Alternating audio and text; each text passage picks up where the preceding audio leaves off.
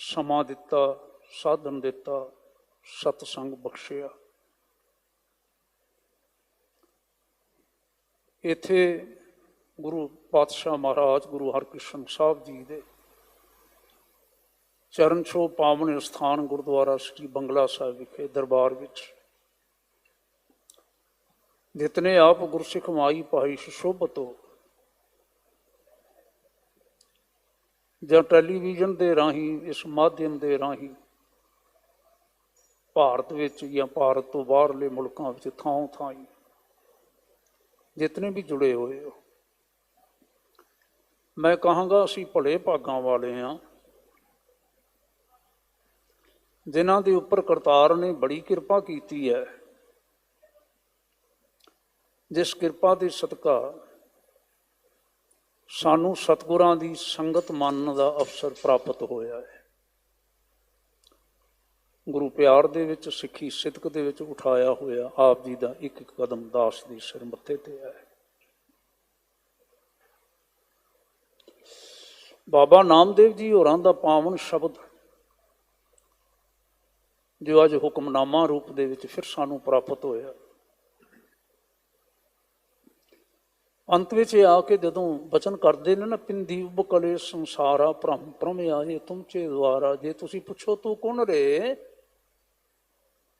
ਕਹਿੰਦੇ ਨੇ ਮੈਂ ਜੀ ਨਾਮਾ ਹੋ ਜੀ। ਫਿਰ ਕਿਉਂ ਆਇਆ ਹੈ? ਆਲਾ ਤੇ ਨਿਵਾਰਣਾ ਜਮ ਕਾਰਨਾ। ਤੁਸੀਂ ਕਿਰਪਾ ਕਰਿਓ ਜੇ ਆਲਾ ਸ਼ਬਦ ਦਾ ਸਿੱਧਾ ਜਿਹਾ ਅਰਥ ਹੈ ਘਰ। ਅਸੀਂ ਭਾਵ ਲੈਂਦੇ ਹੋਏ ਆਖਾਂਗੇ ਸੰਸਾਰ, ਅਸੀਂ ਭਾਵ ਲੈਂਦੇ ਹੋਏ ਆਖਾਂਗੇ ਇਸ ਭਟਕਣ ਤੋਂ, ਕਾਮ ਕ੍ਰੋਧ ਲੋਭ ਮੋਹ ਹੰਕਾਰ ਦੀ ਜਿਹੜੀ ਭਟਕਣ ਹੈ, ਨਿੰਦਿਆ ਦੀ ਜਿਹੜੀ ਭਟਕਣ ਹੈ, ਉਸ ਤੋਂ ਸਾਨੂੰ ਬਚਾਓ। ਆਲਾ ਤੇ ਨਿਵਾਰਣਾ ਜੋ ਜਮ ਕਾਰਣਾ। ਜਿਹੜੇ ਜ਼ਿੰਦਗੀ ਦੇ ਨਾ ਦੁੱਖਾਂ ਦਾ ਕਾਰਨ ਹੈ ਸਾਰਾ, ਤੁਸੀਂ ਕਿਰਪਾ ਕਰੋ ਆਪਣੇ ਸੇਵਕ ਨੂੰ, ਨਾਮਦੇਵ ਨੂੰ ਬਚਾ ਲਓ, ਰੱਖਿਆ ਕਰੋ। ਮੈਨੂੰ ਚੰਗਾ ਲੱਗਾ ਕਿ ਅਸੀਂ ਸਾਰੇ ਪੰਜਵੇਂ ਪਾਤਸ਼ਾਹ ਮਹਾਰਾਜ ਦਾ ਉਚਾਰਨ ਕੀਤਾ ਹੋਇਆ ਵਚਨ ਚੇਤੇ ਕਰ ਲਈਏ। ਕਾਮ ਕ੍ਰੋਧ ਲੋਭ ਝੂਠ ਨਿੰਦਾ ਇਨ ਤੇ ਆਪ ਛਡਾਓ, ਇਨ ਤੇ ਆਪ ਛਡਾਓ। ਔਰ ਤੁਸੀਂ ਆਪ ਹੀ ਕਿਰਪਾ ਕਰੋ, ਇਹ ਭੀਤਰ ਤੇ ਇਨ ਕੋ ਡਾਰੋ। ਸਾਡੇ ਅੰਦਰ ਜਿਹੜੇ ਹੈ ਨਾ ਇਹ ਸਾਰੇ, ਇਹਨਾਂ ਨੂੰ ਸਾਡੇ ਅੰਦਰੋਂ ਕੱਢੋ, ਔਰ ਸਾਡੇ ਅੰਦਰੋਂ ਇਹਨਾਂ ਨੂੰ ਕੱਢ ਕੇ ਨਾ ਸਾਡੇ ਹਿਰਦੇ ਨੂੰ ਆਪਣੇ ਨਾਲ ਜੋੜ ਲਓ। ਜੇ ਮੈਂ ਫਿਰ ਸਿੱਧੇ ਜਿਹੇ ਲਫ਼ਜ਼ਾਂ ਦੀ ਵਰਤੋਂ ਕਰਾਂ, ਸਾਡੇ ਹਿਰਦੇ ਅੰਦਰੋਂ ਇਹਨਾਂ ਨੂੰ ਕੱਢ ਕੇ ਤੁਸੀਂ ਆਪ ਸਾਡੇ ਹਿਰਦੇ ਵਿੱਚ ਬੈਠ ਜਾਓ। ਇਹ ਕਿਰਪਾ ਕਰੋ। ਜਿਹੜਾ ਵਿਛੋੜੇ ਦਾ ਕਾਰਨ ਨੇ, ਤੁਹਾਡੇ ਤੋਂ ਵਿਛੋੜੇ ਦਾ ਕਾਰਨ ਨੇ, ਜਿਹੜੇ ਜੀਵਨ ਦੇ ਦੁੱਖਾਂ ਦਾ ਕਾਰਨ ਨੇ, ਤੁਸੀਂ ਆਪ ਹੀ ਕਿਰਪਾ ਕਰਕੇ ਸਾਨੂੰ ਬਚਾਓ। ਮਾਨਯੋਗ ਭਾਈ ਸਾਹਿਬ ਜੀ, ਮੇਰੇ ਵੀਰ ਸਿੰਘ ਸਾਹਿਬ ਗਿਆਨੀ ਰਣਜੀਤ ਸਿੰਘ ਹੋਰਾਂ ਨੇ ਪਾਵਨ ਸ਼ਬਦ ਬੜੇ ਪਿਆਰ ਨਾਲ ਸਾਨੂੰ ਸਰਵਣ ਕਰਵਾਇਆ, ਜੋ ਸ੍ਰੀ ਗੁਰੂ ਗ੍ਰੰਥ ਸਾਹਿਬ ਜੀ ਦੇ ਪੰਨਾ 315 ਤੇ ਸੁਭਾਇਮਾਨ ਹੈ।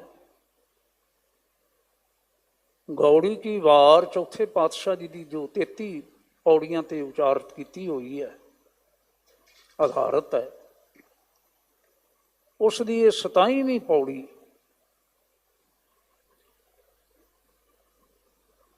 ਜਿਹੜੀ ਪੌੜੀ ਇੱਥੇ ਪੰਜਵੇਂ ਪਾਤਸ਼ਾਹ ਜੀ ਦੀ ਆਖੀ ਹੋਈ, ਲੈ ਫਾਹੇ ਰਾਤੀ ਤੁਰੇ ਪ੍ਰਭ ਜਾਣੈ ਪ੍ਰਾਣੀ, ਪ੍ਰਭ ਜਾਣੈ ਪ੍ਰਾਣੀ। ਸਤਿਗੁਰੂ ਕਹਿੰਦੇ ਨੇ ਬੰਦੇ ਜਿਹੜੇ ਡਾਕੇ ਮਾਰਨ ਵਾਲੇ ਹੁੰਦੇ ਨੇ, ਕਤਲ ਕਰਨ ਵਾਲੇ ਹੁੰਦੇ ਨੇ, ਰੱਸੇ ਲੈ ਕੇ ਨਾ ਗਲ ਘੁੱਟਣ ਵਾਲੇ ਫਾਹੇ ਰਾਤ ਨੂੰ ਤੁਰ ਪੈਂਦੇ ਨੇ। ਸਮਝਦੇ ਨੇ ਕਿ ਰਾਤ ਦਾ ਸਮਾਂ ਕਿਹੜਾ ਕੋਈ ਵੇਖਦਾ ਪਿਆ ਹੈ। ਲੇਕਿਨ ਹਜ਼ੂਰ ਕਹਿੰਦੇ ਨੇ ਪ੍ਰਭ ਜਾਣ ਹੈ,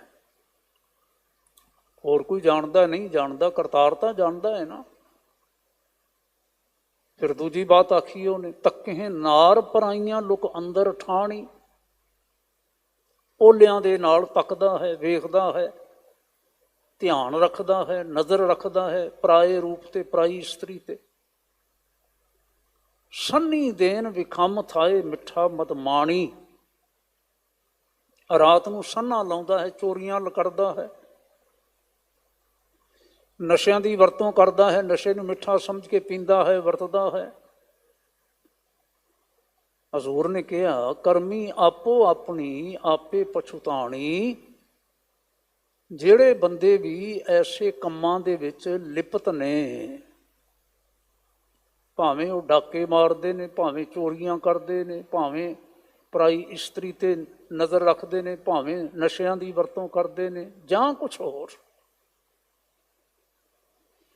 ਇਹ ਆਪਣੇ ਕੀਤੇ ਹੋਏ ਕਰਮ ਨੇ। ਜਿਹੜੇ ਕਰਮਾਂ ਦੇ ਬੀਜੇ ਹੋਏ ਦਾਸ ਅਸਾਂ ਨੂੰ ਵੱਢਣਾ ਪੈਂਦਾ ਹੈ, ਫਿਰ ਪਛਤਾਵਾ ਹੁੰਦਾ ਹੈ। ਤੇ ਪਾਤਸ਼ਾਹ ਜੀ ਨੇ ਨਾਲ ਇੱਕ ਹੋਰ ਬਚਨ ਆਖਿਆ, ਜਦੋਂ ਫਿਰ ਵੱਢਣਾ ਪੈਂਦਾ ਹੈ ਤੇ ਹੁਣ ਇਹੋ ਜਿਹੇ ਕਰਮਾਂ ਦੀ ਵਾਢੀ ਕਿਹਦੀ ਹੈ? ਅਜਰਾਈਲ ਫਰਿਸ਼ਤਾ ਤਿਲ ਪੀੜੇ ਕਹਾਣੀ। ਇਉਂ ਜਾਪਦਾ ਹੈ ਜਿਵੇਂ ਗੁਰੂ ਪਾਤਸ਼ਾਹ ਨਾ ਮਹਾਰਾਜ ਇਸਲਾਮੀ ਸਾਹਿਤ ਦੇ ਨਾਲ ਸੰਬੰਧ ਰੱਖਣ ਵਾਲਿਆਂ ਦੇ ਪ੍ਰਤੀ ਸੰਬੋਧਨ ਕਰਦਿਆਂ ਹੋਇਆਂ ਇਹ ਬਚਨ ਕੀਤਾ ਹੋਵੇ। ਅਜ਼ਰਾਈਲ, ਜਬਰਾਈਲ ਇਤਿਆਦ ਇਹਨਾਂ ਸਭਨਾਂ ਨੂੰ ਉਹ ਮੰਨਦੇ ਨੇ, ਇਸ ਲਈ ਉਹ ਸ਼ਬਦ ਵਰਤਿਆ। ਅਜ਼ਰਾਈਲ ਫਰਿਸ਼ਤਾ, ਫਰਿਸ਼ਤਾ ਵੀ ਉਹਨਾਂ 'ਚ ਹੋਇਆ। ਤਿਲ ਪੀੜਾ ਕਹਾਣੀ, ਤਿਲ ਪੀੜੇ ਕਹਾਣੀ, ਜਿਵੇਂ ਤਿਲਾਂ ਨੂੰ ਕਹਾਣੀ ਵਿੱਚ ਪੀੜਿਆ ਜਾਂਦਾ ਹੈ ਨਾ। ਅਸੀਂ ਆਮ ਤੌਰ 'ਤੇ ਘੱਟ ਹੀ ਹੁਣ ਮੌਕਾ ਬਣਦਾ, ਹੁਣ ਤਾਂ ਬਿਲਕੁਲ ਹੀ ਘੱਟ ਗਿਆ ਨਾ। ਪਹਿਲਾਂ ਤਾਂ ਕਦੀ ਪਿੰਡਾਂ ਵਿੱਚ ਕੋਹਲੂ ਹੁੰਦੇ ਸਨ, ਕੋਈ ਲੰਘਦਾ ਟੱਪਦਾ ਵੇਖਦਾ ਹੁੰਦਾ ਸੀ, ਬਲਦਾਂ ਦੀਆਂ ਟੱਲੀਆਂ ਖੜਕਦੀਆਂ ਸੀ ਤੇ ਧਿਆਨ ਚਲਾ ਜਾਂਦਾ ਸੀ, ਵੇਖਦੇ ਸਨ ਲੋਕ। ਜਾਂ ਫਿਰ ਤਿਲਾਂ ਦੀ ਖਲ ਲਿਆ ਕੇ ਘਰ ਡੰਗਰਾਂ ਨੂੰ ਪਾਇਆ ਕਰਦੇ ਸਨ। ਪਰ ਤਿਲ ਨਿਕਲਦੇ, ਤਿਲਾਂ 'ਚੋਂ ਤੇਲ ਨਿਕਲਦਾ ਕਦੀ ਕਿਸੇ ਨੇ ਵੇਖਿਆ ਹੋਵੇ? ਅਸਲ 'ਚ ਇੱਕ ਉਦਾਹਰਨ ਹੈ, ਤਿਲ ਕਿਤਨਾ ਬਰੀਕ ਹੈ, ਕਿਤਨਾ ਬਰੀਕ ਹੈ। ਤੇ ਤੁਸੀਂ ਕੀ ਅੰਦਾਜ਼ਾ ਕਰ ਸਕਦੇ ਹੋ ਕਿ ਦੋ ਜਿਹੜੇ ਲੱਕੜ ਦੇ ਭਾਰੀ ਗੇਲੀਆਂ ਹੁੰਦੀਆਂ ਨੇ, ਉਹਨਾਂ ਦੇ ਵਿੱਚੋਂ ਤਿਲ ਨੇ ਨਿਕਲਣਾ ਹੈ ਤੇ ਤਿਲ ਦੇ ਵਿੱਚੋਂ ਅਗਲਿਆਂ ਨੇ ਤੇਲ ਕੱਢ ਲੈਣਾ ਹੈ। ਭਾਵ ਹੈ ਭਾਰੀ ਦੁੱਖ ਦੇਣਾ। ਅਜਿਹੇ ਕਰਮਾਂ ਦਾ ਨਤੀਜਾ ਜਿਹੜਾ ਹੈ ਤੇਰੇ ਜੀਵਨ ਦੇ ਵਿੱਚ ਭਾਰੀ ਦੁੱਖ ਹੈ। ਔਰ ਮਤ ਸੋਚੀ ਤੂੰ ਕਿ ਤੂੰ ਆਪਣੇ ਕੀਤੇ ਹੋਏ ਕਰਮਾਂ ਤੋਂ ਬਚ ਸਕੇਗਾ। ਪ੍ਰਭ ਜਾਣੈ ਪ੍ਰਾਣੀ, ਐ ਮਨੁੱਖ ਪ੍ਰਭੂ ਜਾਣਦਾ ਹੈ, ਪਰਮੇਸ਼ਰ ਜਾਣਦਾ ਹੈ, ਕਰਤਾਰ ਜਾਣਦਾ ਹੈ। ਮੈਂ ਕਈ ਵਾਰੀ ਬੇਨਤੀ ਕਰਿਆ ਕਰਦਾ, ਸਮੇਂ ਦੇ ਨਾਲ ਨਾਲ ਨਵੀਆਂ ਨਵੀਆਂ ਤਕਨੀਕਾਂ ਆ ਗਈਆਂ ਬੀਜ ਬੋਣ ਦੀਆਂ, ਬੀਜਣ ਦੀਆਂ। ਕਦੀ ਲੋਕ ਨਾਲੀ ਦੇ ਨਾਲ ਕੇਰਿਆ ਕਰਦੇ ਸਨ, ਕਦੀ ਹੱਥ ਨਾਲ ਛੱਟਾ ਦਿਆ ਕਰਦੇ ਸਨ, ਕਦੀ ਕੋਈ ਹੋਰ ਢੰਗ ਦੇ ਨਾਲ ਬੀਜਿਆ ਕਰਦੇ ਸਨ। ਆਸ ਹੁੰਦੀ ਸੀ ਬੀਜਣ ਵਾਲੇ ਨੂੰ, ਕਿਸਾਨ ਨੂੰ ਆਸ ਹੁੰਦੀ ਸੀ ਕਿ ਜੋ ਮੈਂ ਬੀਜ ਰਿਹਾ ਉਗਣਗੇ।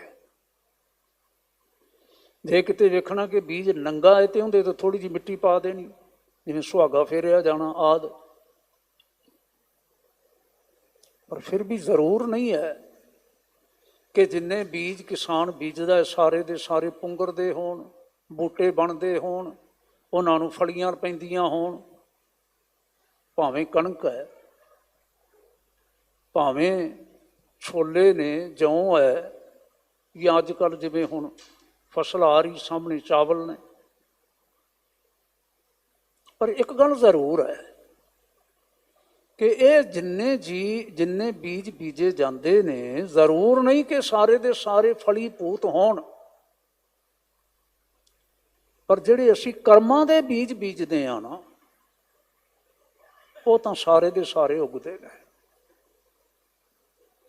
ਕਰਮਾਂ ਦਾ, ਸਾਡੀ ਲਾਈਫ ਪ੍ਰੈਕਟਿਸ ਦਾ ਹਰ ਬੀਜ ਜੇ ਅਸੀਂ ਚੰਗਾ ਕੀਤਾ ਹੈ ਤੇ ਚੰਗਾ, ਮੰਦਾ ਬੀਜਿਆ ਹੈ ਤੇ ਮੰਦਾ ਪ੍ਰਫੁੱਲਤ ਹੁੰਦਾ। ਮੈਂ ਬਲਿਹਾਰ ਜਾਂਦਾ, ਸਤਿਗੁਰੂ ਮਹਾਰਾਜ ਗੁਰੂ ਨਾਨਕ ਸਾਹਿਬ ਸੱਚੇ ਪਾਤਸ਼ਾਹ ਜੀ ਦੇ, ਜਿਨ੍ਹਾਂ ਨੇ ਸਾਡੇ ਨਿਤਨੇਮ ਦੀ ਮੁੱਖ ਬਾਣੀ ਰਚਨਾ ਜਪ ਰਚ ਕੇ, ਜਿਹੜੇ ਕਿ ਆਰੰਭਕ ਸ਼ਲੋਕ ਤੇ ਫਿਰ 38 ਪੌੜੀਆਂ, ਅਖੀਰ ਤੇ ਫਿਰ ਜਾ ਕੇ ਆਖਿਆ, ਸਮਝਾਇਆ ਸਾਰਾ ਕੁਝ, ਤੇ ਸਮਝਾ ਕੇ ਕਹਿਣ ਲੱਗੇ, ਮੇਰੇ ਪੁੱਤਰੋ, ਮੇਰੇ ਨਾਲ ਪਿਆਰ ਕਰਨ ਵਾਲਿਓ, ਮੇਰੇ ਨੇੜੇ ਜੁੜ ਕੇ ਬੈਠਣ ਵਾਲਿਓ, ਧਿਆਨ ਰੱਖਿਓ ਜੇ, ਚੰਗਿਆਈਆਂ ਬੁਰਿਆਈਆਂ ਵਾਚੈ ਧਰਮ ਹਦੂਰ। ਰੱਬੀ ਦਰਗਾਹ ਦੇ ਵਿੱਚ ਇਹ ਸਭ ਵਾਚਿਆ ਜਾਂਦਾ ਹੈ, ਵਿਚਾਰਿਆ ਜਾਂਦਾ ਹੈ। ਕੀ? ਸਾਡੀਆਂ ਚੰਗਿਆਈਆਂ, ਸਾਡੀਆਂ ਬੁਰਿਆਈਆਂ। ਔਰ ਫਿਰ ਉੱਥੇ ਤੁਸੀਂ ਆਖੋ ਕਿ ਅਸੀਂ ਗੁਰੂ ਬਾਬਾ ਜੀ ਦੇ ਸਿੱਖ ਹਾਂ, ਵੀ ਸਾਨੂੰ ਬਖਸ਼ ਦੇ। ਹੁਣ ਜੇ ਇਹ ਬਚਨ ਸਾਹਿਬ ਦੇ ਆਪਣੇ ਨਾ ਹੋਣ ਤੇ ਫਿਰ ਅਸੀਂ ਜ਼ਰੂਰ ਆਪਣੇ ਆਪਣੇ ਅੰਦਾਜ਼ੇ ਕਰ ਸਕਦੇ ਸਾਂ, ਪਰ ਉਹਨਾਂ ਨੇ ਆਖਿਆ ਨਹੀਂ, ਕਰਮੀ ਆਪੋ ਆਪਣੀ ਕੇ ਨੇੜੇ ਕੇ ਦੂਰ। ਹਰ ਮਨੁੱਖ ਆਪਣੇ ਕਰਮਾਂ ਦੇ ਅਨੁਸਾਰ ਉੱਥੇ ਚੱਲੇਗਾ। ਮੇਰਾ ਫਰਜ਼ ਸੀ ਤੁਹਾਨੂੰ ਸਮਝਾਉਣਾ, ਮੇਰਾ ਫਰਜ਼ ਸੀ ਤੁਹਾਨੂੰ ਦੱਸਣਾ, ਮੇਰਾ ਫਰਜ਼ ਸੀ ਤੁਹਾਨੂੰ ਠੀਕ ਰਾਹ ਤੇ ਤੋਰਨਾ। ਹੁਣ ਪੁੱਤਰੋ, ਅਗਾਂ ਤੁਹਾਡੇ ਵੱਸ ਹੈ। ਚੰਗਾ ਬੀਜ ਬੀਜਿਆ ਹੈ ਤੇ ਨਤੀਜਾ ਚੰਗਾ ਹੋਵੇਗਾ, ਫਲ ਚੰਗਾ ਹੋਵੇਗਾ। ਮੰਦਾ ਬੀਜ ਬੀਜਿਆ ਹੈ ਤੇ ਕੱਟਣਾ, ਵੱਢਣਾ, ਖਾਣਾ ਫਿਰ ਮੰਦਾ ਹੋਏਗਾ। ਇਹਦੇ ਵਿੱਚ ਕੋਈ ਦਖਲਅੰਦਾਜ਼ੀ ਨਹੀਂ ਕਰ ਸਕਦਾ। ਗੁਰੂ ਪਾਤਸ਼ਾਹ ਜੀ ਨੇ ਨਾ ਅੱਜ ਇੱਥੇ ਇਹ ਧਿਆਨ ਦਿਵਾਇਆ। ਤੁਸੀਂ ਹੈਰਾਨ ਹੋਵੋਗੇ ਜਦੋਂ ਇਸ ਧਿਆਨ ਦੇ ਨਾਲ ਇਹਨਾਂ ਪੰਕਤੀਆਂ ਨੂੰ ਵਿਚਾਰਨ ਦਾ ਅਸੀਂ ਯਤਨ ਕਰਾਂਗੇ। ਕਿਹੜੀ ਗੱਲ ਹੈ? ਜੋ ਕੁਝ ਪੌੜੀ ਵਿੱਚ ਆਖਿਆ ਹੈ ਨਾ, ਇਹ ਸਾਡੇ ਸਾਰਾ ਕੁਝ ਫਿਜ਼ੀਕਲ, ਜਿਹਨੂੰ ਆਖਿਆ ਜਾਂਦਾ ਸਰੀਰਕ ਆਚਾਰ, ਜਿਹੜੇ ਕੇਵਲ ਤਨ ਨਾਲ ਸੰਬੰਧਿਤ ਨੇ। ਕਿਸੇ ਨੂੰ ਫਾਹੇ ਮਾਰ ਦੇ ਦੇਣਾ, ਕਿਸੇ ਦੀ ਕੰਧ ਪਾੜ ਲੈਣੀ, ਕਿਸੇ ਇਸਤਰੀ ਦੇ ਸਰੀਰ ਤੇ ਅੱਖ ਰੱਖਣੀ, ਜਾਂ ਕੁਝ ਐਸਾ ਚੋਰੀ ਆਦਿ ਕਰਨੀ, ਸਾਰਾ ਕੁਛ ਇਹ ਸਭ ਫਿਜ਼ੀਕਲ ਐਕਟੀਵਿਟੀਜ਼ ਨੇ, ਸਰੀਰਕ ਸਾਰੀਆਂ ਕਿਰਿਆਵਾਂ ਨੇ। ਲੇਕਿਨ ਸਤਿਗੁਰੂ ਮਹਾਰਾਜ ਆਰੰਭ ਕਿੱਥੋਂ ਕਰਦੇ ਨੇ? ਕਹਿੰਦੇ ਨੇ ਇਸ ਪੌੜੀ ਦੀ ਵਿਆਖਿਆ ਰੂਪ ਸ਼ਲੋਕ। ਇਹ ਸ਼ਲੋਕ ਵੀ ਦੋਵੇਂ ਪੰਜਵੇਂ ਪਾਤਸ਼ਾਹ ਦੇ। ਕਹਿੰਦੇ ਨੇ, ਰਹਿੰਦੇ ਖੁੰਦੇ ਨਿੰਦਕ ਮਾਰੇ ਹਨ ਕਰੇ ਆਪੇ ਆਹਰ, ਸੰਤ ਸਹਾਈ ਨਾਨਕਾ ਵਰਤੈ ਸਭ ਜਾਹਰ। ਰਹਿੰਦੇ ਖੁੰਦੇ ਨਿੰਦਕ ਮਾਰਿਅਨ ਕਰੇ ਆਪੇ ਆਹਰ। ਕਹਿੰਦੇ ਨੇ ਹੁਣ ਬੰਦਿਆਂ ਦੇ ਔਗਣ ਤਾਂ ਇਸ ਤਰ੍ਹਾਂ ਦੇ ਨੇ, ਚੋਰੀਆਂ ਕਰਨੀਆਂ, ਡਾਕੇ ਮਾਰਨੇ, ਮੰਦੀ ਨੀਅਤ ਲੈ ਕੇ ਇੱਕ ਦੂਜੇ ਵੱਲ ਤੱਕਣਾ, ਹਾਂਜੀ, ਇਤਿਆਦ। ਸ਼ੁਭ ਗੁਣਾਂ ਵਾਲੇ ਪਾਸੇ ਤਾਂ ਧਿਆਨ ਹੀ ਨਾ ਗਿਆ। ਜਿਹੜੇ ਜੀਵਨ ਦੇ ਸਾਡੇ ਸ਼ੁਭ ਗੁਣ ਨੇ, ਦਇਆ ਹੈ, ਧਰਮ ਹੈ, ਧੀਰਜ ਹੈ, ਸੱਤ ਹੈ, ਸੰਤੋਖ ਹੈ, ਪਿਆਰ ਹੈ, ਖਿਮਾ ਹੈ, ਪਰਉਪਕਾਰ ਹੈ, ਇਹਦੇ ਤਾਂ ਸਾਡਾ ਧਿਆਨ ਹੀ ਨਹੀਂ ਗਿਆ। ਹੁਣ ਇਹ ਕਮਜ਼ੋਰੀਆਂ ਹੋਣ ਸਾਡੇ ਵਿੱਚ, ਤੇ ਇਹ ਕਮਜ਼ੋਰੀਆਂ ਹੋਣ ਦੇ ਬਾਵਜੂਦ ਵੀ ਸਾਡੀ ਪੂਰੀ ਨਾ ਪੈਂਦੀ ਹੋਵੇ, ਧਿਆਨ ਰੱਖਿਓ ਜੇ। ਗੁਰਦੇਵ ਨੇ ਜਿਹੜੇ ਸ਼ਬਦ ਵਰਤੇ ਨੇ ਨਾ, ਮੈਂ ਸਿਰਫ ਉਹਨਾਂ ਦੀ ਭੂਮਿਕਾ ਤੁਹਾਡੇ ਧਿਆਨ ਵਿੱਚ ਲਿਆ ਰਿਹਾ। ਇਹ ਕਮਜ਼ੋਰੀਆਂ ਹੋਣ ਦੇ ਬਾਵਜੂਦ ਵੀ ਸਾਡੀ ਪੂਰੀ ਨਾ ਪੈਂਦੀ ਹੋਵੇ। ਸਤਿਗੁਰੂ ਕਹਿੰਦੇ ਨੇ ਵੈਸੇ ਤਾਂ ਪੱਲੇ ਰਹਿ ਹੀ ਕੁਝ ਨਹੀਂ ਜਾਂਦਾ। ਜਿਹੜਾ ਬੰਦਾ ਡਾਕੇ ਤੇ ਚੋਰੀਆਂ ਕਰਦਾ ਹੈ ਤੇ ਭੈੜੀਆਂ ਇਹਨਾਂ ਸਾਰੀਆਂ ਆਦਤਾਂ ਦਾ ਸ਼ਿਕਾਰ ਹੈ, ਵਿਕਾਰੀ ਹੈ, ਉਹਦੇ ਪੱਲੇ ਰਹਿ ਕੀ ਜਾਂਦਾ ਹੈ। ਆਖਿਆ ਪੱਲੇ ਰਹਿ ਗਈ ਹੁਣ ਰਹਿੰਦ ਖੂੰਦ। ਸਤਿਗੁਰਾਂ ਨੇ ਸ਼ਬਦ ਵਰਤਿਆ ਰਹਿੰਦੇ ਖੂੰਦੇ। ਰਹਿੰਦੇ ਖੂੰਦੇ ਤੋਂ ਭਾਵ ਹੈ ਰਹਿੰਦ ਖੂੰਦ ਵਾਲੇ, ਜਿਨ੍ਹਾਂ ਦੇ ਅੰਦਰ ਨਾ ਐਵੇਂ ਥੋੜਾ ਜਿਹਾ ਕੁਛ ਬਾਕੀ ਰਹਿ ਗਿਆ। ਜਦੋਂ ਐਸੀਆਂ ਭੈੜੀਆਂ ਹਰਕਤਾਂ ਕਰਕੇ ਵੀ ਨਾ ਪੁੱਗਿਆ ਗਿਆ, ਨਾ ਪੂਰਾ ਹੋਇਆ ਗਿਆ, ਨਾ ਆਪਣੇ ਟੀਚੇ ਦੀ ਪ੍ਰਾਪਤੀ ਹੋ ਸਕੀ, ਕਿਉਂਕਿ ਗੁਣ ਤਾਂ ਰਹੇ ਕੋਈ ਨਾ ਗਏ। ਫਿਰ ਕਿਹੜਾ ਰਾਹ ਅਪਣਾਇਆ? ਫਿਰ ਰਾਹ ਅਪਣਾ ਲਿਆ ਨਿੰਦਾ ਕਰਨ ਦਾ। ਬਈ ਹੁਣ ਮੈਂ ਨਾ ਵੈਸੇ ਕਿਸੇ ਨੂੰ ਨਹੀਂ ਢਾਹ ਸਕਿਆ, ਵੈਸੇ ਕਿਸੇ ਨੂੰ ਮੈਂ ਪਿੱਛੇ ਨਹੀਂ ਕਰ ਸਕਿਆ, ਆਪ ਮੈਂ ਕਿਸੇ ਤੋਂ ਅੱਗੇ ਨਹੀਂ ਨਿਕਲ ਸਕਿਆ। ਅੰਗਰੇਜ਼ੀ ਦਾ ਇੱਕ ਲਫ਼ਜ਼ ਹੁੰਦਾ ਲੈਗ ਪੁਲਿੰਗ ਕਰਨੀ। ਆਪ ਦੌੜ ਕੇ ਅੱਗੇ ਨਹੀਂ ਨਿਕਲ ਸਕਿਆ, ਦੂਜੇ ਨੂੰ ਠਿੱਬੀ ਮਾਰ ਕੇ ਹੁਣ ਸੁੱਟਣਾ ਹੈ। ਤੇ ਠਿੱਬੀ ਕਿਵੇਂ ਮਾਰਨੀ ਹੈ? ਨਿੰਦਿਆ ਨਾਲ, ਜ਼ੁਬਾਨ ਨਾਲ। ਜ਼ੁਬਾਨ ਨਾਲ ਹੀ ਨਾ, ਕੇਵਲ ਬੋਲ ਹੀ ਨੇ, ਬੋਲ ਹੋਰ ਕੀ ਹੈ। ਤੇ ਬੋਲ ਕਿਹੜੇ? ਜਿਹੜੇ ਬੋਲ ਜਿਹੜਾ ਮੇਰੇ ਤੋਂ ਅੱਗੇ ਤੁਰਿਆ ਜਾ ਰਿਹਾ ਹੈ, ਮੇਰੇ ਤੋਂ ਤੇਜ਼ ਨਿਕਲ ਰਿਹਾ ਹੈ, ਜਿਸ ਦੀ ਮੈਂ ਬਰਾਬਰੀ ਨਹੀਂ ਕਰ ਸਕਿਆ, ਜਿਸ ਨੂੰ ਮੈਂ ਜਿੱਤ ਨਹੀਂ ਸਕਿਆ। ਹੁਣ ਉਸ ਦੀ ਜਿਹੜੀ ਪਰਸਨੈਲਿਟੀ ਹੈ, ਉਸ ਦੀ ਸ਼ਖਸੀਅਤ ਹੈ ਨਾ, ਮੇਰੇ ਬੋਲਾਂ ਦੇ ਨਾਲ ਉਹ ਡੈਮੇਜ ਹੋਵੇ, ਉਹਦਾ ਨੁਕਸਾਨ ਹੋਵੇ। ਮੈਂ ਇਉਂ ਜ਼ਰੂਰ ਵਿਚਾਰਦਾ ਹਾਂ ਸੰਗਤ ਜੀ, ਅਸੀਂ ਕਈ ਵਾਰ ਨਾ ਇੱਕ ਓਲਾ ਜਿਹਾ ਬਣਾ ਲੈਂਦੇ ਹਾਂ। ਦੇਖੋ ਜੀ, ਮੈਂ ਸੱਚ ਆਖਿਆ ਹੈ, ਮੈਂ ਕੋਈ ਨਿੰਦਿਆ ਕੀਤੀ ਉਹਦੀ? ਮੈਂ ਸੱਚ ਆਖਿਆ। ਅਸੀਂ ਇਉਂ ਸਮਝਿਆ ਹੈ ਕਿ ਝੂਠ ਬੋਲਣਾ ਹੀ ਕੇਵਲ ਨਿੰਦਾ ਹੈ। ਮੈਂ ਇਉਂ ਨਹੀਂ ਸੋਚਦਾ। ਮੈਂ ਇਉਂ ਸੋਚਦਾ ਕਿ ਕਦੀ ਕਦੀ ਸੱਚ ਬੋਲਣਾ ਵੀ ਨਿੰਦਾ ਹੁੰਦਾ ਹੈ। ਮਕਸਦ ਹੈ ਕਿ ਸਾਡੀ ਇੰਟੈਂਸ਼ਨ ਕੀ ਹੈ। ਅਸੀਂ ਸੱਚ ਬੋਲ ਕੇ ਕਿਸੇ ਦੀ ਸ਼ੋਭਾ ਵਧਾਉਣੀ ਚਾਹੁੰਦੇ ਹਾਂ ਕਿ ਚਾਰ ਭਰਾਵਾਂ ਦੇ ਵਿੱਚ ਅਸੀਂ ਸੱਚ ਬੋਲ ਕੇ ਉਹਦੀ ਪੱਗ ਲਾਉਣੀ ਚਾਹੁੰਦੇ ਹਾਂ? ਕੀ ਕਰਨਾ ਚਾਹੁੰਦੇ ਹਾਂ ਅਸੀਂ? ਜਿਹੜੇ ਗੁਨਾਹਾਂ ਦਾ ਜ਼ਿਕਰ ਕੀਤਾ ਗੁਰੂ ਪਾਤਸ਼ਾਹ ਨੇ ਇੱਥੇ, ਬਈ ਫਲਾਣਾ ਰੱਸੇ ਵੱਟ ਕੇ ਲੈ ਗਿਆ, ਬਈ ਸੁੱਤਿਆਂ ਪਿਆਂ ਦੇ ਗਲ ਵਿੱਚ ਪਾ ਕੇ ਤੇ ਮੈਂ ਫਾਹ ਦੇ ਦਿਆਂਗਾ, ਤਿਆਰੀ ਕਰਨ ਦੀ ਲੋੜ ਹੀ ਕੋਈ ਨਹੀਂ, ਘਰੋਂ ਹੀ ਬਣਾ ਕੇ ਲੈ ਗਿਆ ਸਾਰਾ ਕੁਛ। ਹੁਣ ਇਹ ਸੱਚ ਹੈ ਨਾ। ਜੇ ਕੋਈ ਆਖੇ ਕਿ ਮੈਂ ਇਹਨੂੰ ਫਾਹਾ ਦਿੰਦੇ ਵੇਖਿਆ, ਹੈ ਤਾਂ ਸੱਚ ਹੈ ਨਾ। ਰੱਸਾ ਚੁੱਕੀ ਲਈ ਜਾਂਦਾ ਸੀ, ਮੈਂ ਇਹਨੂੰ ਵੇਖਿਆ, ਇਹ ਸੱਚ ਹੈ। ਚੋਰੀ ਕਰਦਾ ਪਿਆ ਸੀ, ਮੈਂ ਦੇਖਿਆ। ਵਿਚਾਰ ਕਰਦਾ ਪਿਆ ਸੀ, ਮੈਂ ਦੇਖਿਆ, ਹੈ ਤਾਂ ਸੱਚ ਹੈ ਨਾ ਸਾਰਾ ਕੁਛ। ਝੂਠ ਨਹੀਂ ਹੈ, ਸੱਚ ਹੈ ਜਿਸ ਨੇ ਵੇਖਿਆ ਕਰਦਿਆਂ ਨੂੰ। ਲੇਕਿਨ ਜੇ ਇਸ ਇੰਤਜ਼ਾਰ ਵਿੱਚ ਰਿਹਾ ਕਿ ਜਿਸ ਵੇਲੇ ਭਰੀ ਜੁੜੀ ਹੋਵੇਗੀ, ਜਿਸ ਵੇਲੇ ਇਹਦਾ ਮਾਣ ਸਨਮਾਨ ਹੋ ਰਿਹਾ ਹੋਵੇਗਾ, ਜਿਸ ਵੇਲੇ ਇਹਦੀ ਸ਼ੋਭਾ ਹੋ ਰਹੀ ਹੋਵੇਗੀ, ਜਿਸ ਵੇਲੇ ਮੈਨੂੰ ਥਾਂ ਨਾ ਮਿਲੇਗੀ ਠੀਕ ਤਰ੍ਹਾਂ, ਮੈਂ ਉਸ ਵੇਲੇ ਗੱਲ ਕਰਾਂਗਾ, ਉਹ ਨਿੰਦਾ ਹੀ ਹੈ, ਹੋਰ ਨਹੀਂ ਕੁਛ ਹੈ। ਇਸ ਢੰਗ ਦੇ ਨਾਲ ਪੱਗ ਲਾਉਣੀ। ਬਈ ਸਾਡਾ ਹੋਰ ਕੋਈ ਯਤਨ ਨਹੀਂ ਚੱਲਿਆ, ਹੋਰ ਕੋਈ ਚਾਰਾ ਨਹੀਂ ਚੱਲਿਆ ਸਫਲ ਹੋਣ ਦੇ ਵਾਸਤੇ, ਤੇ ਨਿੰਦਿਆ ਕਰਨੀ ਸ਼ੁਰੂ ਕਰ ਦਿੱਤੀ। ਸਤਿਗੁਰਾਂ ਨੇ ਆਖਿਆ ਪਹਿਲਾਂ ਹੀ ਪੱਲੇ ਕੁਝ ਨਹੀਂ ਰਹਿ ਗਿਆ ਸੀ, ਰਹਿੰਦ ਖੂੰਦ ਹੀ ਰਹਿ ਗਈ ਸੀ। ਤੇ ਜਦੋਂ ਬੰਦਾ ਨਾ ਕਿਸੇ ਦੀ ਨਿੰਦਿਆ ਕਰਨ ਲੱਗ ਪੈਂਦਾ, ਰਹਿੰਦ ਖੂੰਦ ਵੀ ਜਾਂਦੀ ਲੱਗਦੀ ਹੈ। ਸਿਆਣੇ ਬਜ਼ੁਰਗ ਕਹਿ ਦਿੰਦੇ ਨੇ, ਜਿਹੜਾ ਇਹਨੇ ਰਾਹ ਹੁਣ ਫੜਿਆ ਹੈ ਨਾ, ਜਿਹੜੀ ਥੋੜ੍ਹੀ ਬਹੁਤੀ ਇਹਦੀ ਇੱਜ਼ਤ ਪਹਿਲਾਂ ਬਣੀ ਹੋਈ ਸੀ, ਹੁਣ ਉਹ ਵੀ ਨਹੀਂ ਰਹਿ ਜਾਣੀ। ਮੈਨੂੰ ਤਾਂ ਐਸਾ ਪ੍ਰਤੀਤ ਹੁੰਦਾ ਹੈ। ਰਹਿੰਦੇ ਖੂੰਦੇ ਨਿੰਦਕ ਮਾਰਿਆ ਕਰ ਆਪੇ ਆਹਰ। ਆਹ ਨਿੰਦਿਆ ਕਰਨ ਵਾਲੇ ਪਾਸੇ ਤੁਰਨ ਵਾਲਾ ਬੰਦਾ ਹੈ। ਹੁਣ ਇਉਂ ਗੁਰੂ ਪਾਤਸ਼ਾਹ ਮਹਾਰਾਜ ਨਾ ਨਿਮਰਤਾ ਦੇ ਘਰ ਵਿੱਚ ਰਹਿਣ ਵਾਲੇ ਸਾਨੂੰ ਸਮਝਾਉਂਦੇ ਨੇ। ਵਾਹਿਗੁਰੂ ਜੀ ਨੇ ਫਿਰ ਇਉਂ ਪ੍ਰੇਰਨਾ ਦਿੱਤੀ, ਚੰਗਾ ਫਿਰ ਹੁਣ ਤੂੰ ਨਿੰਦਿਆ ਕਰ ਲਾ, ਹੋਰ ਕੀ ਗੱਲ ਹੈ। ਜਿਹੜਾ ਰਹਿੰਦਾ ਖੁੰਦਾ ਉਹ ਵੀ ਗਵਾ ਕੇ ਬਹਿ ਗਿਆ।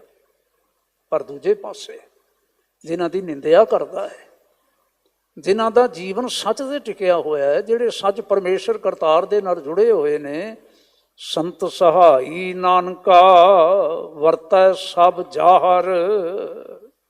ਇਹ ਤਾਂ ਗੱਲ ਜ਼ਾਹਰ ਹੈ, ਬਿਲਕੁਲ ਪ੍ਰਗਟ ਹੈ ਕਿ ਕਰਤਾਰ ਜਿਹੜਾ ਹੈ ਇਹ ਸੰਤਾਂ ਦਾ ਸਹਾਈ ਹੈ।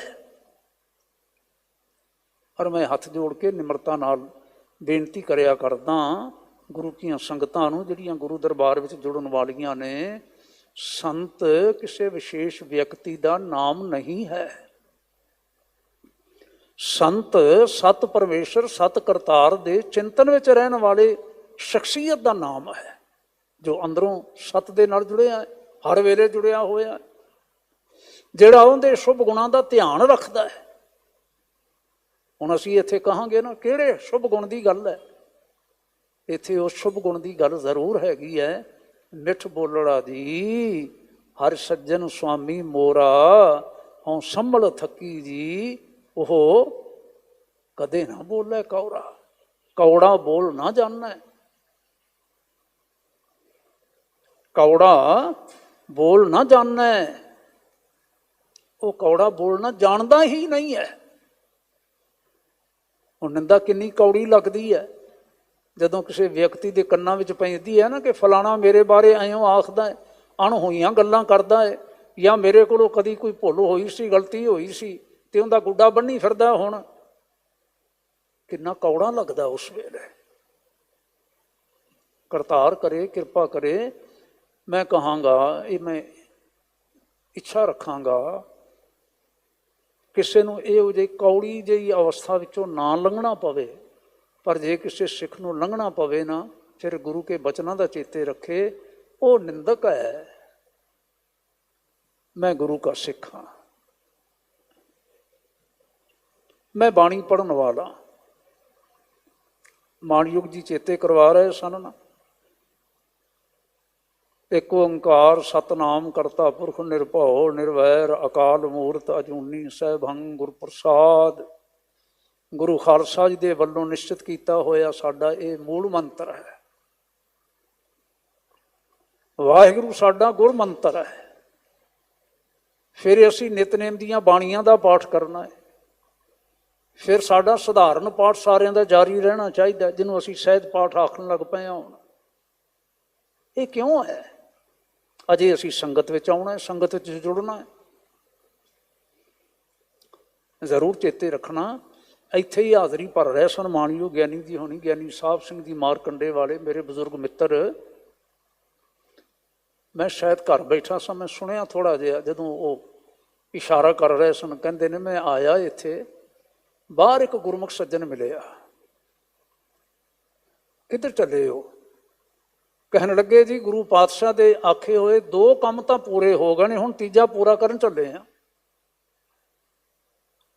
ਕਹਿਣ ਲੱਗੇ ਅਸੀਂ ਸਹਿਜ ਸੁਭਾਅ ਤਾਂ ਆਖਦੇ ਹਾਂ, ਲੇਕਿਨ ਅਸੀਂ ਉਹ ਗਿਣਤੀ ਨਹੀਂ ਕੀਤੀ ਸੀ ਜਿਵੇਂ ਉਹ ਸੱਜਣ ਨੇ ਕੀਤੀ ਹੋਈ ਸੀ। ਕਹਿਣ ਲੱਗੇ ਜੀ ਮੈਂ ਸਮਝਿਆ ਨਹੀਂ। ਉਹਨਾਂ ਨੇ ਫਿਰ ਸਮਝਾਉਂਦਿਆਂ ਹੋਇਆ ਆਖਿਆ, ਕਹਿਣ ਲੱਗੇ ਦੇਖਿਆ ਗੁਰੂ ਰਾਮਦਾਸ ਪਾਤਸ਼ਾਹ ਦਾ ਬਚਨ ਹੈ ਨਾ, ਗੁਰ ਸਤਿਗੁਰ ਕਾ ਜੋ ਸਿੱਖ ਅਖਾਏ ਸੋ ਭਲਕੇ ਉਠ ਹਰਿ ਨਾਮ ਤੇ ਆਵੈ। ਪਹਿਲਾਂ ਕੀ ਕਰੇ? ਉਦਮ ਕਰੇ ਭਲਕੇ ਪ੍ਰਭਾਤੀ ਇਸਨਾਨ ਕਰੇ ਅੰਮ੍ਰਿਤ ਸਰਨ ਨਹਾਵੈ। ਫਿਰ ਉਪਦੇਸ਼ ਗੁਰੂ ਹਰਿ ਹਰਿ ਜਪ ਜਾਪੈ ਸਭ ਕਿਲ ਵੀ ਪਾਪ ਦੋਖ ਲੈ ਜਾਵੈ। ਇਹ 2 ਕੰਮ ਹੋ ਗਏ ਨਾ। ਅੰਮ੍ਰਿਤ ਵੇਲੇ ਜਾਗੇ, ਇਸ਼ਨਾਨ ਕੀਤਾ, ਨਿਤਨੇਮ ਆਪਣਾ ਕਰ ਲਿਆ, ਸਿਮਰਨ ਆਪਣਾ ਕਰ ਲਿਆ। ਹੁਣ ਤੀਜਾ ਕੰਮ ਆਖਿਆ, ਫਿਰ ਚੜ੍ਹੇ ਦਿਵਸ ਗੁਰਬਾਣੀ ਗਾਵੈ, ਬਹਿੰਦਿਆਂ ਉੱਠਦਿਆਂ ਹਰਿ ਨਾਮ ਤੇ ਆਵੈ। ਹੁਣ ਗੁਰਬਾਣੀ ਗਾਉਣ ਵਾਲਾ ਜਿਹੜਾ ਕਰਮ ਹੈ ਨਾ, ਜ਼ਰੂਰ ਧਿਆਨ ਰੱਖਣਾ। ਕੀਰਤਨ ਵੀ ਇਕੱਲਿਆਂ ਦਾ ਨਹੀਂ ਹੁੰਦਾ ਤੇ ਕਥਾ ਵਿਚਾਰ ਵੀ ਇਕੱਲਿਆਂ ਦੀ ਨਹੀਂ ਹੁੰਦੀ। ਇਹ ਸੰਗਤੀ ਕਰਮ ਹੈ ਸਾਡੇ।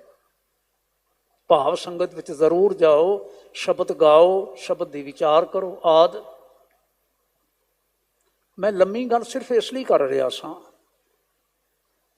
ਜੇ ਕੋਈ ਨਿੰਦਿਆ ਕਰਦਾ ਹੈ, ਇਹੋ ਜਿਹੀਆਂ ਬਿਰਤੀਆਂ ਵਾਲਾ ਵਿਕਾਰੀ ਪੁਰਸ਼ ਅਸੀਂ ਜਾਣ ਵੀ ਲੈਂਦੇ ਹਾਂ ਕਿ ਇਹੋ ਜਿਹੇ ਬੰਦੇ ਕੋਲੋਂ ਹੋਰ ਕੀ ਆਸ ਹੋ ਸਕਦੀ ਹੈ ਨਾ,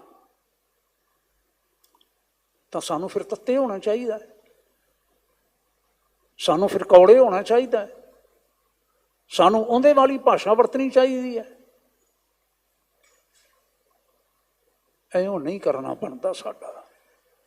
ਜਿਹੜਾ ਬਾਣੀ ਨਾਲ ਜੁੜਨ ਵਾਲਾ ਹੈ, ਜਿਸ ਰਸਨਾ ਤੋਂ ਸਵੇਰੇ ਸਵੇਰੇ ਬਾਣੀ ਦਾ ਪ੍ਰਵਾਹ ਚੱਲਿਆ ਹੋਵੇ, ਜਿਨ੍ਹਾਂ ਕੰਨਾਂ ਦੇ ਵਿੱਚ ਅੰਮ੍ਰਿਤ ਵੇਲੇ ਬਾਣੀ ਦੀ ਘੁਲੀ ਹੋਵੇ, ਮਿੱਠਾ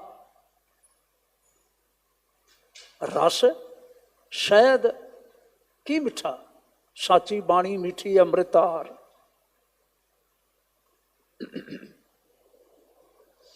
ਸੰਗਤ ਜੀਓ,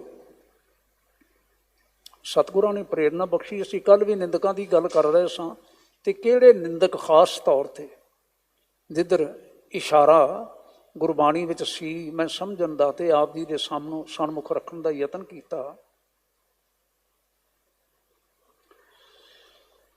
ਇਸ ਨਿੰਦਕ ਕੋੜਮੇ ਦੇ ਵਿੱਚੋਂ ਨਾ, ਜਿਹੜੇ ਗੁਰੂ ਕੇ ਸ਼ਰੀਕ ਬਣ ਕੇ ਚੱਲੇ,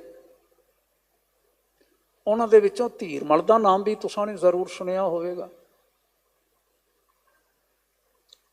ਧੀਰਮਲ ਗੈਰ ਨਹੀਂ ਸੀ ਕੋਈ। ਮਹਾਰਾਜ ਸਤਿਗੁਰੂ ਗੁਰੂ ਹਰਗੋਬਿੰਦ ਸਾਹਿਬ ਜੀ ਦੇ 5 ਸਪੁੱਤਰ ਤੇ 1 ਸਪੁੱਤਰੀ ਸੀ। ਬੀਬੀ ਵੀਰੋ ਧੀ ਸੀ, ਤੇ 5 ਪੁੱਤਰ ਬਾਬਾ ਗੁਰਦਿੱਤਾ, ਸੂਰਜਮਲ, ਅਣੀ ਰਾਏ, ਅਟਲ ਰਾਏ ਤੇ ਤੇਗ ਬਹਾਦਰ ਜੀ। ਧੰਨ ਗੁਰੂ ਤੇਗ ਬਹਾਦਰ ਸਾਹਿਬ 5 ਪੁੱਤਰ ਸਨ। ਬਾਬਾ ਅਟਲ ਛੋਟੀ ਉਮਰੇ ਚਲਾਣਾ ਕਰ ਗਏ। ਗੁਰਦਿੱਤਾ ਜੀ ਦੇ ਅੱਗੇ 2 ਸਪੁੱਤਰ ਸਨ। ਵੱਡੇ ਸਨ ਧੀਰਮਲ, ਛੋਟੇ ਸਨ ਹਰ ਰਾਏ, ਜੋ ਗੁਰੂ ਹਰ ਰਾਏ ਸਾਹਿਬ ਹੋਏ। ਗੁਰੂ ਹਰ ਰਾਏ ਸਾਹਿਬ ਨੇ ਆਪਣੀ ਥਾਂ ਤੇ ਸੇਵਾ ਦਿੱਤੀ, ਗੁਰਿਆਈ ਸੌਂਪੀ। ਆਪਣੇ ਵੱਡੇ ਸਪੁੱਤਰ ਰਾਮ ਰਾਏ ਹੋਰਾਂ ਨੂੰ ਛੱਡ ਕੇ ਤੇ ਯੋਗ ਜਾਣਦਿਆਂ ਹੋਇਆਂ ਹਰਕ੍ਰਿਸ਼ਨ ਸਾਹਿਬ ਨੂੰ।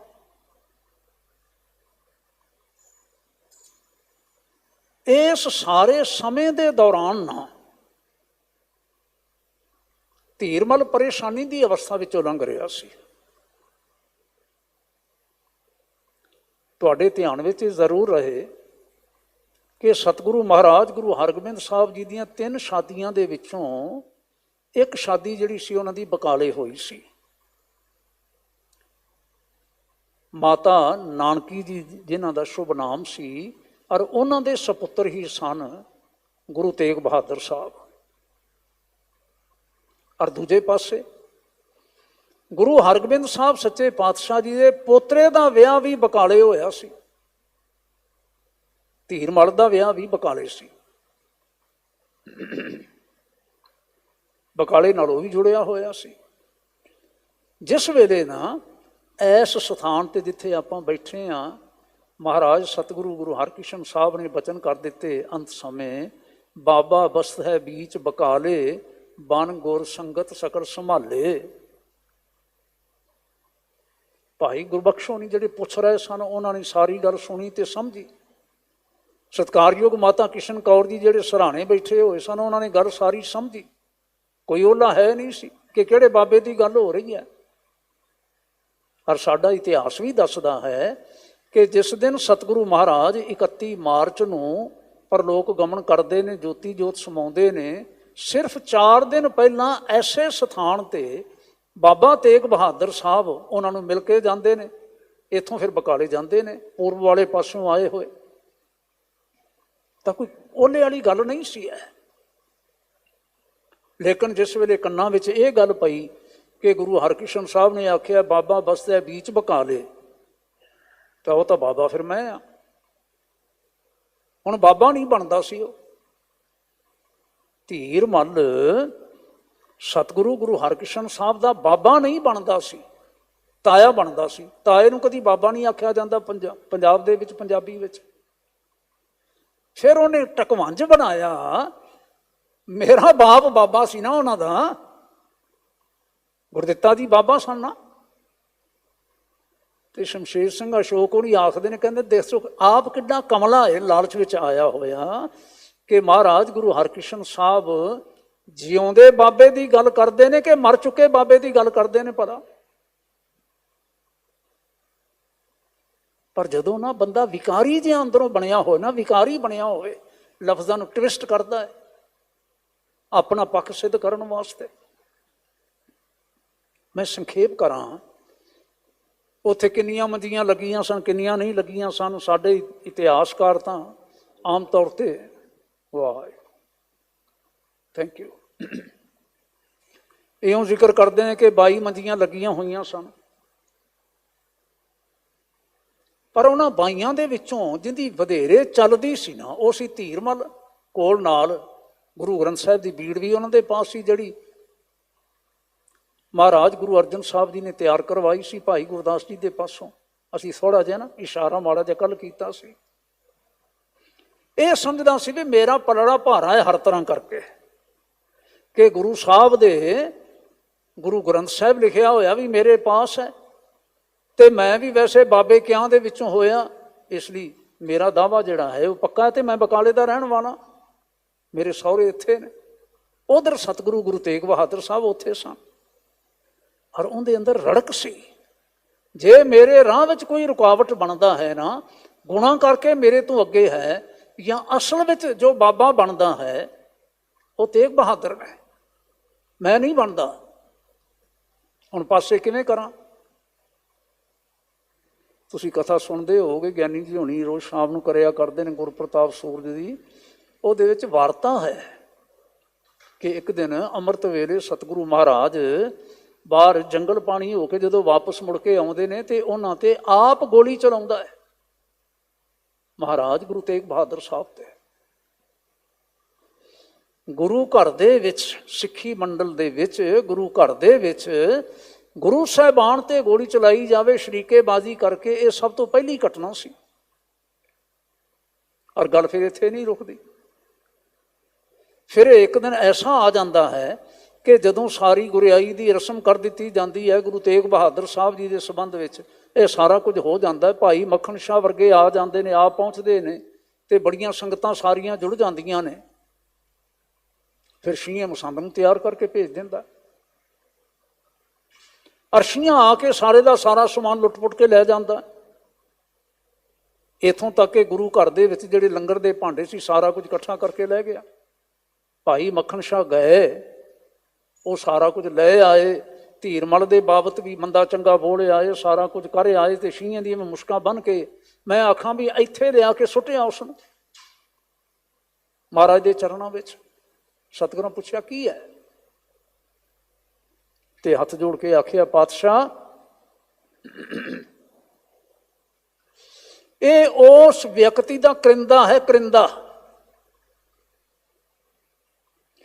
ਜਿਸ ਨੇ ਆਪਣੀ ਜਾਲਸਾਜ਼ੀ ਨੂੰ ਛੁਪਾਉਣ ਦੇ ਵਾਸਤੇ ਇਸ ਨੂੰ ਵਰਤਿਆ ਹੈ, ਸੰਗਤਾਂ ਨੂੰ ਗੁੰਮਰਾਹ ਕਰਨ ਵਾਸਤੇ ਵਰਤਿਆ ਹੈ, ਔਰ ਇੱਥੋਂ ਤੱਕ ਆਪਣੀ ਆਸ ਪੂਰਨ ਕਰਨ ਦੇ ਵਾਸਤੇ ਨੇ ਯਤਨ ਕੀਤਾ ਹੈ ਕਿ ਇਸ ਨੇ ਆ ਕੇ ਤੁਹਾਡੇ ਮੱਥੇ ਵਿੱਚ ਗੋਲੀ ਮਾਰੀ ਹੈ ਸੰਗਤ ਦੇ ਵਿੱਚ। ਇਸ ਨੇ, ਮੈਂ ਜਾ ਕੇ ਸਾਰਾ ਬਾਕੀ ਤਾਂ ਹਿਸਾਬ ਕਿਤਾਬ ਮੈਂ ਬਰਾਬਰ ਕਰ ਆਇਆ, ਮੈਂ ਆਪਣੇ ਆਪ ਗੋਲੀ ਨਹੀਂ ਇਹਨੂੰ ਮਾਰਨਾ ਚਾਹੁੰਦਾ ਸਾਂ।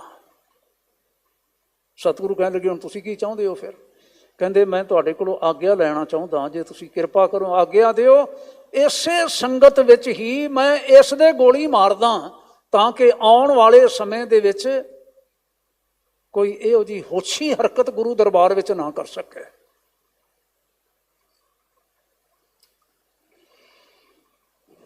ਜਦੋਂ ਇਹ ਬੇਨਤੀ ਕੀਤੀ,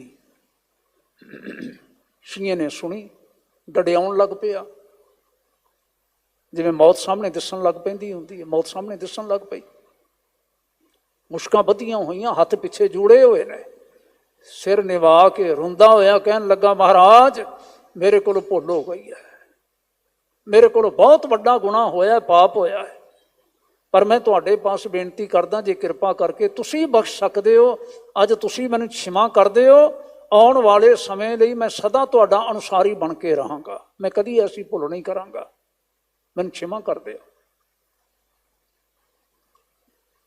ਇਤਨੀ ਲੰਬੀ ਗੱਲ ਆਪਾਂ ਨੇ ਵਿਚਾਰੀ ਨਾ ਸਾਰੀ। ਇੱਕ ਪਾਸੇ ਧੀਰਮਲ ਹੈ ਜਿਹੜਾ ਯੋਗ ਨਹੀਂ ਹੈ, ਲਾਲਚ ਦਾ ਮਾਰਿਆ ਹੋਇਆ ਹੈ, ਹਰ ਹੱਥ ਕੰਡਾ ਅਪਣਾਉਣਾ ਚਾਹੁੰਦਾ ਹੈ, ਆਪ ਗੋਲੀ ਮਾਰੀ ਤੇ ਗੱਲ ਬਣੀ ਨਹੀਂ, ਸਿਰੇ ਨਹੀਂ ਲੱਗੀ, ਉਦੋਂ ਵੀ ਸਤਿਗੁਰੂ ਬਚ ਗਏ, ਫਿਰ ਆਪਣੀ ਮਸੰਦ ਨੂੰ ਭੇਜਿਆ ਗੋਲੀ ਮਾਰ ਦਿਓ ਇਸ ਨੂੰ।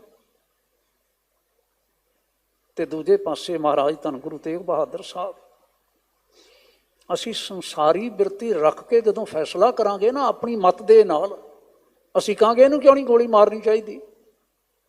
ਇਹਨੂੰ ਹੀ ਗੋਲੀ ਨਾ ਮਾਰੋ, ਉਸ ਨੂੰ ਵੀ ਜਾ ਕੇ ਗੋਲੀ ਮਾਰੋ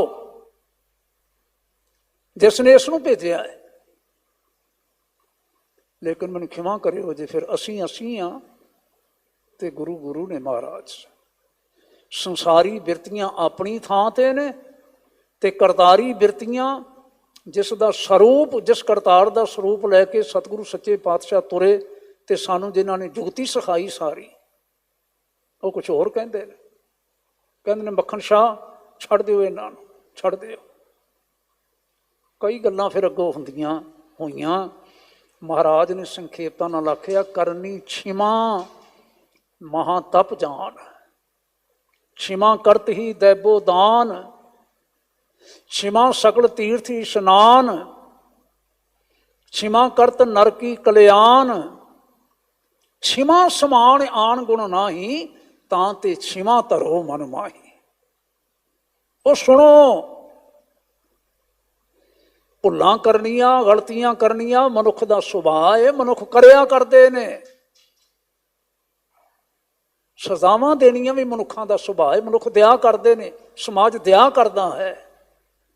ਪਰ ਕਰਤਾਰ ਦਾ ਸੁਭਾਅ ਹੈ ਛਿਮਾ ਕਰਨਾ, ਛਿਮਾ ਕਰਨਾ। To err is human, to forgive divine। Forgive ਕਰਨਾ, ਛਿਮਾ ਕਰ ਦੇਣਾ, ਇਹ ਰੱਬੀ ਗੁਣ ਹੈ। ਇਹ ਸਧਾਰਨ ਬੰਦਿਆਂ ਕੋਲ ਨਹੀਂ ਹੁੰਦਾ।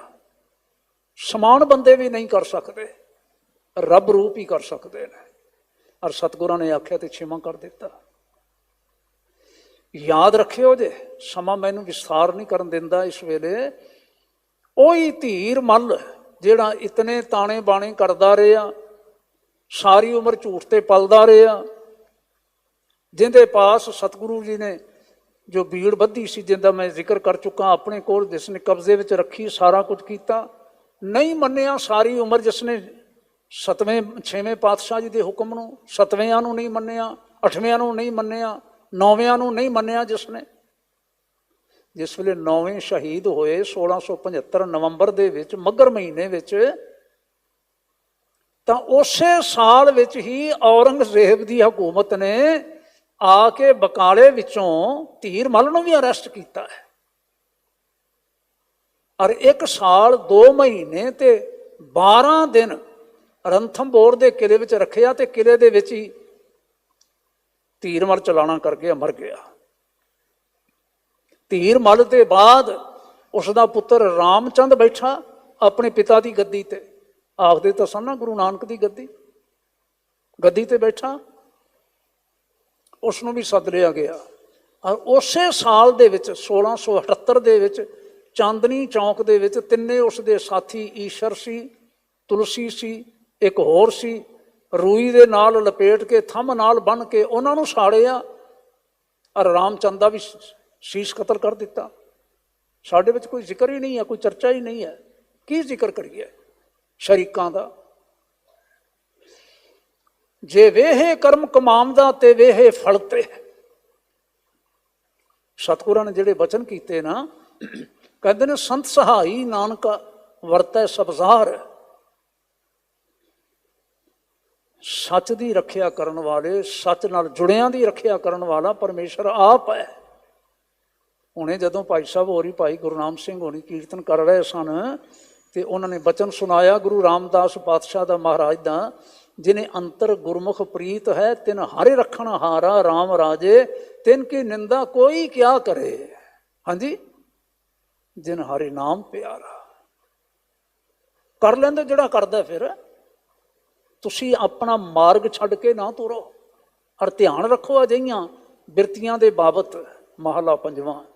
ਮੁੰਡੋ ਭੁੱਲੇ ਮੁੰਡ ਤੇ ਕਿੱਥੈ ਪਾਏ ਨੇ ਹੱਥ। ਇਹ ਤਾਂ ਮੂਲੋਂ ਹੀ ਭੁੱਲ ਗਏ, ਆਰੰਭ ਤੋਂ ਹੀ ਭੁੱਲ ਗਏ, ਮੁੱਢ ਤੋਂ ਹੀ ਭੁੱਲ ਗਏ। ਤੇ ਮੂਲ ਕੀ ਹੈ? ਕਰਤਾਰ। ਜਿਹੜੇ ਕਰਤਾਰ ਨਾਲੋਂ ਟੁੱਟ ਗਏ, ਹੁਣ ਹੱਥ ਕਿੱਥੇ ਪਵੇ ਇਹਨਾਂ ਦਾ? ਤਿੰਨਹਿ ਮਾਰੇ ਨਾਨਕਾ ਜੇ ਕਰਨ ਕਾਰਨ ਸਮਰੱਥ। ਇਹਨਾਂ ਦਾ ਇਹ ਹਾਲ, ਜਿਵੇਂ ਮੈਂ ਇੱਕ ਉਦਾਹਰਨ ਦਿੱਤੀ ਧੀਰ ਮੱਲੀਆਂ ਦੀ, ਪ੍ਰਿਥੀ ਚੰਦੀਆਂ ਦਾ ਵੀ ਇਹ ਹਾਲ ਹੋਇਆ ਹੈ।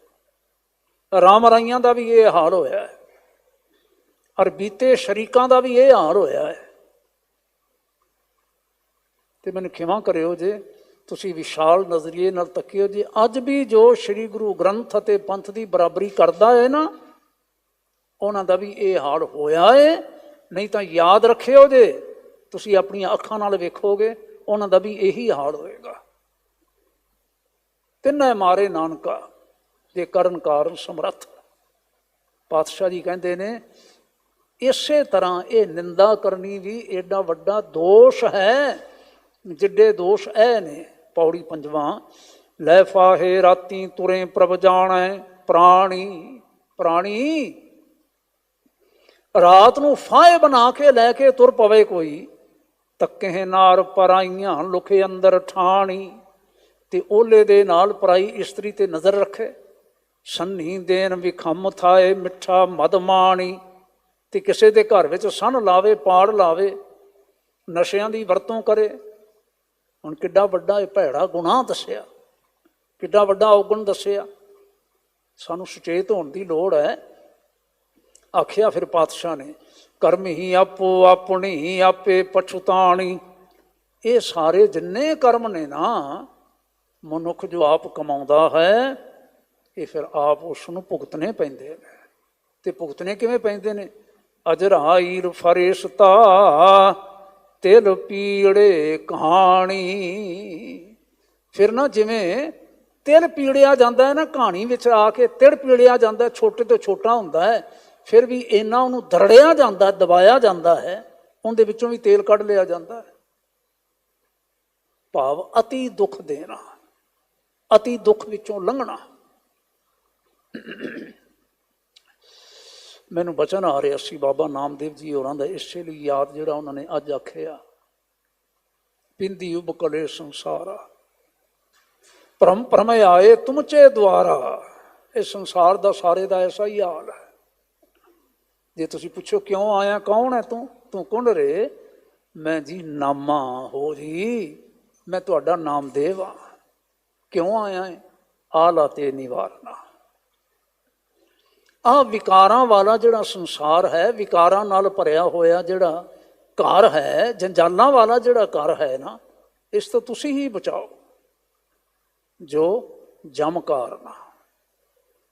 ਔਰ ਗੁਰੂ ਸਾਹਿਬ ਦਾ ਵਚਨ ਇੱਕ ਵਾਰ ਚੇਤੇ ਕਰੀਏ, ਨਾਲ ਹੀ ਧੰਨਵਾਦ ਕਰੀਏ ਗੁਰਦੁਆਰਾ ਸਾਹਿਬ ਦੇ ਪ੍ਰਬੰਧ ਦਾ, ਮਾਨਯੋਗ ਸਿੰਘ ਸਾਹਿਬ ਜੀ ਹੋਰਾਂ ਦਾ, ਸਾਰੇ ਸਹਿਯੋਗੀਆਂ ਦਾ, ਆਪ ਗੁਰੂ ਰੂਪ ਸਭਨਾਂ ਸੰਗਤਾਂ ਦਾ ਜਿਨ੍ਹਾਂ ਨੇ ਮਾਣ ਬਖਸ਼ਿਆ ਆਪ ਜੀ ਦੇ ਦਰਸ਼ਨ ਕਰਨ ਦਾ।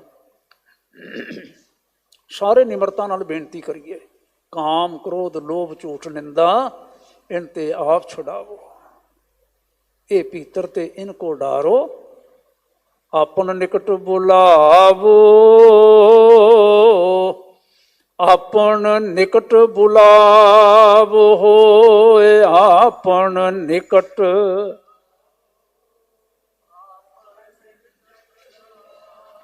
ਆਪਨ ਨਿਕਟ ਬੁਲਾਵੋ, ਆਪਨ ਨਿਕਟ ਬੁਲਾਵੋ ਹੋਏ, ਆਪਨ ਨਿਕਟ।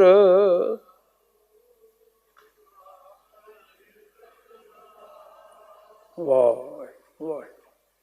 ਇਹਨੀ ਸੇਵਾ ਪ੍ਰਵਾਨ ਕਰਿਓ ਜੇ, ਭੁੱਲਾਂ ਦੀ ਖਿਮਾ ਬਖਸ਼ਿਓ ਜੇ ਗੁਰੂ ਰੂਪ ਸੰਗਤੋ ਆਪ। ਕਈ ਵਾਰ ਨਾ, ਵੈਸੇ ਤਾਂ ਮੈਂ ਮਹਿਸੂਸ ਕਰਦਾ ਇਹ ਉੱਤਮ ਸੇਵਾ ਹੈ ਜਿਹੜੀ ਵਿਚਾਰ ਦੀ ਨਾ, ਗੁਰੂ ਪਾਤਸ਼ਾਹ ਕਿਰਪਾ ਕਰਨ ਤੇ ਸੇਵਾ ਸਿਰੇ ਲੱਗਦੀ ਹੁੰਦੀ ਹੈ। ਪਰ ਕਈ ਵਾਰ ਕੋਈ ਇਹ ਜਿਹੇ ਅਜਿਹੇ ਸਬਜੈਕਟ ਆਉਂਦੇ ਨੇ, ਵਿਸ਼ੇ ਆਉਂਦੇ ਨੇ, ਜਿਨ੍ਹਾਂ ਬਾਬਤ ਕੁਝ ਵੀ ਬੋਲਣਾ ਕਹਿਣਾ ਬੜਾ ਔਖਾ ਹੋ ਜਾਂਦਾ ਹੈ। ਇੰਨੇ ਨੇੜੇ ਹੋ ਕੇ ਵੀ ਲੋਕ ਇੰਨੇ ਦੂਰ ਰਹੇ, ਨਹੀਂ ਸਮਝ ਸਕੇ। ਫਿਰ ਡਰ ਲੱਗਦਾ ਹੈ, ਭੈ ਆਉਂਦਾ ਹੈ। ਫਿਰ ਬੇਨਤੀ ਕਰਨੀ ਬਣਦੀ ਹੈ, ਗੁਰੂ ਪਾਤਸ਼ਾਹ ਕਿਰਪਾ ਕਰਿਓ ਜੇ, ਨਾਮਦੇਵ ਵਾਂਗੂ ਆਲਾ ਤੇ ਨਿਵਾਰਨਾ ਜਮ ਕਾਰਨਾ। ਤੁਹਾਡੇ ਹਾਂ ਅਸੀਂ, ਕਿਰਪਾ ਕਰਿਓ ਜੇ, ਆਪਣੇ ਚਰਨਾਂ ਨਾਲ ਜੋੜਿਓ ਜੇ, ਸਾਡੇ ਅੰਦਰੋਂ ਇਹ ਵਿਕਾਰੀ ਬਿਰਤੀਆਂ ਕੱਢਦੇ ਆ ਜੇ। ਭੁੱਲਾਂ ਦੀ ਖਿਮਾ ਬਖਸ਼ਦਿਆਂ ਹੋਏ ਫਤਿਹ ਬੁਲਾ।